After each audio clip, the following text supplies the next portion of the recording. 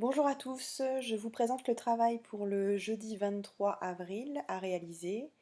Donc dans le Drive, on accède au fichier travail à faire le jeudi 23.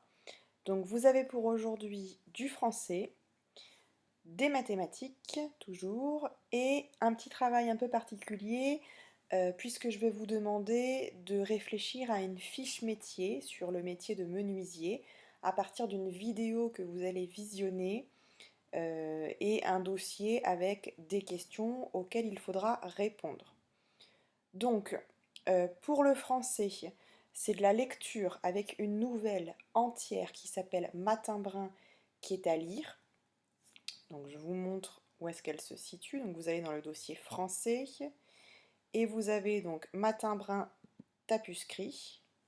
Donc, on clique sur le fichier. Alors, ne vous inquiétez pas, ça paraît long, mais c'est assez rapide à lire dans la mesure où c'est écrit très gros et c'est très espacé. Donc vous avez 6 parties et à chaque fois, à côté de chaque partie, vous avez écrit texte audio. Donc vous cliquez sur texte audio et ça permettra pour les élèves qui ont besoin, voilà, Franck Pavlov. qui ont besoin d'un accompagnement parce que ça peut être parfois difficile de comprendre quand on lit tout seul. Vous pouvez écouter le texte pour mieux comprendre ce que vous lisez.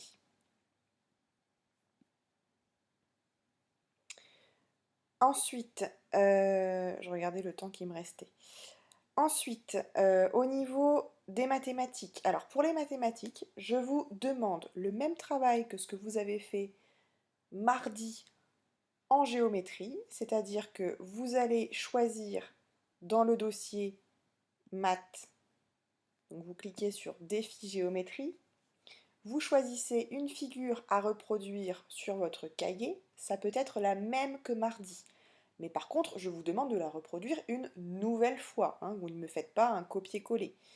Donc vous reproduisez une figure au choix, et ensuite vous ouvrez le fichier qui s'intitule vocabulaire de géométrie, et vous apprenez le vocabulaire qui est ici. Vous n'êtes pas obligé de tout apprendre d'un coup, vous pouvez choisir 3, 4 définitions que vous devez connaître. Encore une fois, ce n'est pas du par cœur non plus, il suffit juste de savoir expliquer ce que c'est et de pouvoir reconnaître quand on vous en parle dans un problème de géométrie. Et enfin, pour le travail sur le parcours à venir, alors là je vais vous le détailler plus précisément dans un autre audio.